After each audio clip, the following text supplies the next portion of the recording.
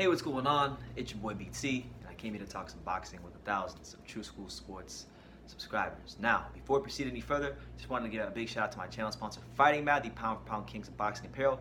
If you like the shirt you see to my right or to my left, you can find those shirts and many more just like them by going to the Fighting Mad website. I'll leave a link for you guys right here. Now, we had some interesting stuff take place this week in the bantamweight division because there was a big fight that was supposed to happen on the Luis Ortiz versus Deontay Wilder undercard between Nery and Emmanuel Rodriguez, and it didn't happen. The fight was canceled abruptly because Nery failed to make weight. He came in at 119 pounds, which is a pound over the bantamweight limit of 118 pounds. So, this has been a common theme in the career of Nery. In fact, this is the third time in 9 fights he has failed to make weight.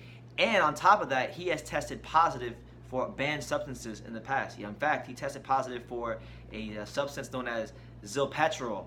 And zilpatrol is known for, it's used to increase the size of cows and cattle. So make of that what you will. Nery's putting stuff in his body that increases the size of cows and cattle. So with all that being said, the fight didn't happen, even though Nery offered to pay Emmanuel Rodriguez extra money to come in overweight. This drew criticism from people on Emmanuel Rodriguez, and they're saying that he looked for a way out and that he uses against Nery. But my thing is this: if you're a fighter and you've gone through the process of being a professional to make the weight, and your opponent does make the weight, you don't want to give your opponent an extra advantage. So if he doesn't want to fight him, then that's his prerogative. He was professional about coming in on weight, and Nery wasn't. So the ball's on Rodriguez's court.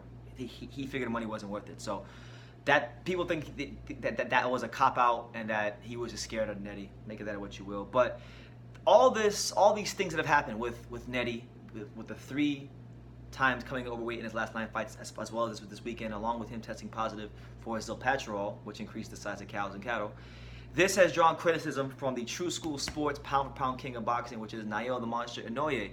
And Inoue has pretty much called for Nery's head. He wants him done. He wants him banned from the sport of boxing. Here's what Inoue said. He said, I quote, "Nery, what should I do? Also disqualified. I don't want to be told by such a guy. Exile him from the boxing world." So listen, he's not pulling any punches on what's going on with Nery, and that's just what it is. Inoue is not having it. Now, Nery has been pegged by many as the guy to beat Naoya Inoue in the bantamweight division. He's someone that has fight-changing punching power. He's beaten a great Japanese fighter before in Shunsuke Yamanaka, not once but twice, even though he tested positive for banned substances after the fights. But I'm saying he beat him or whatever and whatnot. So with that being said, a lot of people think that Inoue is shaking in his boots. They think he's scared. They think he doesn't want no smoke with Nery. But my thing is this: why would Inoue be afraid of Nery? He fought Donaire, future Hall of Famer. His resume through 19 fights, he's fought some killers at the smaller weight classes. He boxed Ryoichi Taguchi in his 4th fight, and Ryoichi Taguchi became a unified champion at 108. So why would he be? He was boxing guys in his 4th professional fight who want to become unified champions of the weight class. He's fought some good boxers. So why would he be afraid of Nery? The truth of the matter is, and you gotta look at this from the Naoya Inoue side of things. Inoue in the past, he got criticism from people like myself. I criticized him for not fighting Gaio Estrada and Rungvisai when he was at 115. But he left 115 because he just couldn't make the weight anymore. But he was smart enough and he honored himself. He respected the sport, and more importantly, he respected himself enough to not try to stay at a weight class just so he can be a weight bully, And he moved up to 118. And that's one thing I respect about the Japanese people. The little bit I know about the Japanese people and the Japanese culture is that they're people that are very big on respect, integrity, and honor.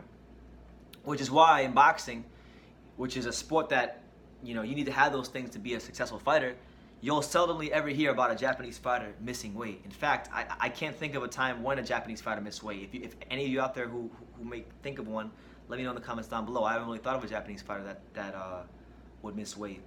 But yeah, he's not going to miss weight. He didn't miss weight at 115 even when he was killing himself to make that weight, because you can see it in the pictures. His face was all sunken in. He still made the weight despite the fact that he was draining himself to make the weight, And when he couldn't do it no more, he went up to 118, and he respected himself and he respected the sport. Personally, I think Emmanuel Rodriguez did the right thing. If you don't agree with what he did, if you don't agree with the fact that, because this is how I think about it. If you're a fighter and you make the weight and your opponent does make the weight and you don't agree with him not making the weight, then why would you give that guy the opportunity to make money, especially when he's a guy that's done this time and time again? Now, if it's something he does for the first time, like for example, when Daniel Jacobs fought Gennady Golovkin and he decided to come in overweight on purpose, even though he'd never done it before, you know, that's a bit more understandable. But this guy has done it 3 of his last 9 fights. A third of his last 9 fights in boxing, he's been missing weight. So I think Rodriguez took the right stance, and in fact, I'm going to go a step further. I think all fighters take this stance, because this is what gets people hurt when fighters say, you know what, I'll take the extra money, and then you drain yourself to make the weight. You did the right thing, and this guy, not only does he come in a pound or 2 or 3 or 4 pounds overweight, but then he rehydrates and he beats the daylights out of you. So I wish more fighters would actually take the stance Emmanuel Rodriguez takes when fighters come in overweight, and I actually respect him more for that. If you can't make weight, it's as simple as this. If you can't make the weight in boxing, if you can't make the weight, then go to the next division. I'm going to repeat that again. If you can't make the weight in boxing, take your ass up to the next division where you can make the weight and go box there. Because there's no sense in you continuously risking your life, risking the other fighter's life, just because you want to be a weight bully, you know? And it's ridiculous to me. It's ridiculous to me the lengths some of these fighters will go to just be a weight bully. Now, when it comes in the case of Louis Nery, him being a repeat offender of this, I don't think. Listen, the opinion is split on Louis Nery. I've heard people peg him as the next guy, as a guy to beat Naoya Inoue, and I've heard people peg him as a weight bully. I probably have leaned more towards the right. I see him as a weight bully. I think he's a good fighter, but I think he's a weight bully, and it's showing in his weigh-ins. He can't make the weight, so move up to 122. Go fight Emmanuel Navarrete in a Mexican super fight. Go fight Isaac Dogbe. Go up there. If you can't make 118, stop trying to make 118 just to be a weight bully. Go up to 122. And as for anybody out there saying that Inoue is scared of this guy, are you serious? Are you serious? Now, this is a guy that's fought Nonito Donaire. He fought Ryuji Taguchi. He fought Adrian Hernandez. He fought, Payano. He's fought some, in 19 fights, he's fought some killers. He's fought some killers. He's fought some fantastic fighters for a guy with only 19 fights. In fact, I mean, excluding Shinsuke Yamanaka, who has Nery really fought? Nery doesn't have the resume that Inoue has. Nery hasn't shown himself to be the complete fighter that Inoue has. Inoue can counterpunch. He can box going forward. He can box going backwards. He's shown himself to be a complete fighter in every weight class. So, not only do I think he would, I think Inoue would stop Louis Nery if they ever fought, straight up. But if he can't make the weight, what's the point? Should fighters like Emmanuel Rodriguez and Naoya Inoue, who are consummate professionals who make the weight, should they be punished just because Louis Nery wants to be the mini Canelo of the bantamweight division and get every advantage in the book, or try to get every advantage in the book? No. They're taking the right stance. I like the stance they're taking. And I'm not going to go as far as to say I think he should be banned from boxing. Although I do think he should be punished a bit more for putting stuff in the system that inflates the size, that they use to inflate the size of cattle and cow. Move up to 122, man. That's all I'm going to say. Move up to 122. If you can't make the weight, move your ass up to 122. Stop trying to be a weight bully. Stop trying to risk your life, because this is how fighters get knocked out.